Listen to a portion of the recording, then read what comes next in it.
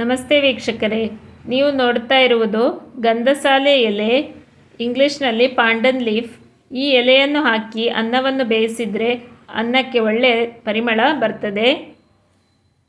ಬೆಳ್ತಿಗೆ ಅನ್ನ ಬೇಯಿಸುವಾಗ ಈ ಎಲೆಯನ್ನು ಹಾಕ್ಕೊಂಡ್ರೆ, ಒಂದೇ ಒಂದು ಎಲೆ ಹಾಕ್ಕೊಂಡ್ರೆ ಸಾಕು, ಪರಿಮಳದ ಅನ್ನ ರೆಡಿ ಆಗ್ತದೆ.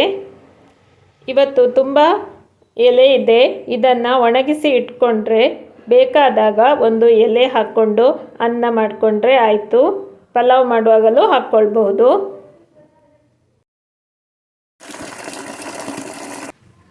ಈ ಸೊಪ್ಪನ್ನು ನೀರು ಹಾಕಿ 2 ಬಾರಿ ಚೆನ್ನಾಗಿ ತೊಳೆದುಕೊಳ್ಬೇಕು. ಆಮೇಲೆ ಒಣಗಿಸಿಕೊಳ್ಳುವಂಥದ್ದು. ನೀವು ನನ್ನ ಚಾನೆಲನ್ನು ಹೊಸದಾಗಿ ನೋಡ್ತಾ ಇದ್ದರೆ ದಯವಿಟ್ಟು ಸಬ್ಸ್ಕ್ರೈಬ್ ಮಾಡಿಕೊಳ್ಳಿ, ಬೆಲ್ ಐಕನನ್ನು ಪ್ರೆಸ್ ಮಾಡಿ. ಇದರಿಂದ ನಾನು ಹಾಕುವ ಹೊಸ ವಿಡಿಯೋಗಳ ನೋಟಿಫಿಕೇಷನ್ಸ್ ನಿಮಗೆ ಬೇಗನೆ ಸಿಗ್ತದೆ. ಈ ಎಲೆಯನ್ನು ಕೆಲವು ಪ್ರದೇಶಗಳಲ್ಲಿ ಬಿರಿಯಾನಿ ಎಲೆ ಎಂದು ಕರೀತಾರೆ. ಬಿರಿಯಾನಿ ಮಾಡುವಾಗ ಈ ಎಲೆಯನ್ನು ಹಾಕ್ಕೊಳ್ಬಹುದು.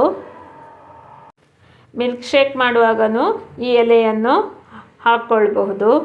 ಕೆಲವು ಸ್ವೀಟ್ಗಳನ್ನು ತಯಾರಿಸುವಾಗಲೂ ಈ ಎಲೆಯನ್ನು ಉಪಯೋಗಿಸ್ಕೊಳ್ಬಹುದು.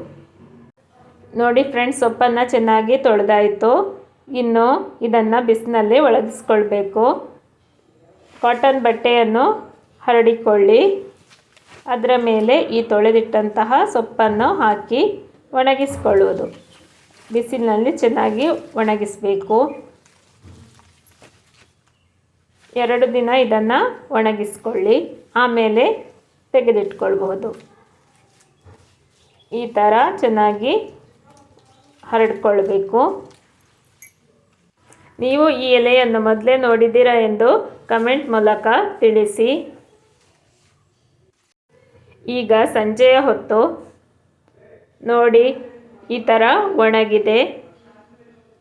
ಒಳ್ಳೆಯ ಪರಿಮಳ ಬರ್ತಾ ಇದೆ. ಇನ್ನೂ ಒಂದು ಬಿಸಿಲು ಒಣಗಿಸ್ಕೊಂಡಿದ್ದೇನೆ ನೋಡಿ. ಈಗ ಒಣಗಿ ರೆಡಿಯಾಗಿದೆ. ಒಂದು ಪ್ಲಾಸ್ಟಿಕ್ ಕವರ್ನಲ್ಲಿ ಹಾಕಿ ಕಟ್ಟಿ ಇಟ್ಟಿದ್ದೀನಿ. ಇನ್ನು ಈ ಎಲೆ ಹಾಕಿ ಅನ್ನ ಮಾಡೋದು ಹೇಗೆ ಅಂತ ನೋಡೋಣ. ಈಗ 1 ಗ್ಲಾಸ್ ಸೋನಾ ಮಸೂರಿ ಅಕ್ಕಿಯನ್ನು ತೆಗೆದುಕೊಂಡು ಚೆನ್ನಾಗಿ ತೊಳ್ಕೊಳ್ತಾ ಇದ್ದೇನೆ. 2 ಬಾರಿ ಚೆನ್ನಾಗಿ ತೊಳ್ಕೊಳ್ಳಿ.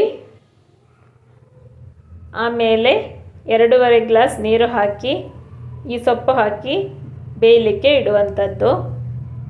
2.5 ಗ್ಲಾಸ್ನಷ್ಟು ನೀರನ್ನು ಹಾಕ್ಕೊಳ್ತಾ ಇದ್ದೇನೆ. ನೀವು ಯಾವ ಬೆಳ್ತಿಗೆ ಅಕ್ಕಿಯನ್ನು ತೆಗೆದುಕೊಳ್ತೀರಾ ಅದಕ್ಕೆ ಎಷ್ಟು ಪ್ರಮಾಣದಲ್ಲಿ ನೀರು ಬೇಕು ಹಾಕ್ಕೊಳ್ಳಿ.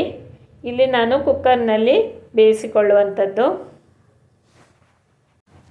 ಈಗ ಒಣಗಿಸಿದ ಗಂಧಸಾಲೆ ಎಲೆಯನ್ನು ನೀರಿಗೆ ಹಾಕ್ಕೊಳ್ತಾ ಇದ್ದೇನೆ. ಇನ್ನು ಕುಕ್ಕರಲ್ಲಿ ಇಟ್ಟು ಬೇಯಿಸುವಂಥದ್ದು. ಕುಕ್ಕರಲ್ಲಿ ಇಟ್ಟು ಮುಚ್ಚಳ ಮುಚ್ಚಿ ವೇಟ್ ಹಾಕಿ ಹೇಗೆ ನೀವು ಬೆಳ್ತಿಗೆ ಅನ್ನ ಬೇಯಿಸ್ಕೊಳ್ತೀರಾ ಹಾಗೆ ಬೇಯಿಸ್ಕೊಳ್ಳುವಂಥದ್ದು. ನೋಡಿ ಫ್ರೆಂಡ್ಸ್, ಕುಕ್ಕರ್ ಮುಚ್ಚಳ ತೆಗೆಯೋಣ. ಅನ್ನ ಹೇಗಿದೆ ಅಂತ ನೋಡೋಣ. ಒಳ್ಳೆ ಪರಿಮಳ ಬರ್ತಾ ಇದೆ. ಗಂಧಸಾಲೆ ಅಕ್ಕಿ ಪರಿಮಳ. ನಿಮಗೆ ಈ ಎಲೆ ಅಮೆಝಾನಲ್ಲಿ ಸಿಗ್ತದೆ. ಬಿಗ್ ಬಾಸ್ಕೆಟಲ್ಲೂ ಅವೈಲೇಬಲ್ ಇದೆ. ಪಾಂಡನ್ ಲೀಫ್ ಅಂತ ಸರ್ಚ್ ಮಾಡಿ ಸಿಗ್ತದೆ. ಅಮೆಝಾನಲ್ಲಿ ಗಿಡವೂ ಸಿಗ್ತದೆ. ಪಾಟಲ್ಲಿ ನೀವು ಸುಲಭವಾಗಿ ಬೆಳೆಸ್ಕೊಳ್ಬಹುದು. ಈಗ ಮನೆ ಇಡೀ ಇದರ ಸುವಾಸನೆ, ಪರಿಮಳ. ನೀವು ಕೂಡ ಈ ಪಾಂಡನ್ ಎಲೆಯನ್ನು ತಂದು ಅನ್ನ ಮಾಡಿ ನೋಡಿ. ನಿಮಗೆ ಈ ವಿಡಿಯೋ ಇಷ್ಟವಾಗಿದ್ದಲ್ಲಿ ಅಕ್ಷತಾ ಕೆ ಯೂಟ್ಯೂಬ್ ಚಾನೆಲನ್ನು ಲೈಕ್, ಶೇರ್, ಸಬ್ಸ್ಕ್ರೈಬ್ ಮಾಡಿ. ಧನ್ಯವಾದಗಳು ಮತ್ತು ಎಲ್ಲರಿಗೂ ಶುಭ ದಿನ. Thanks for watching.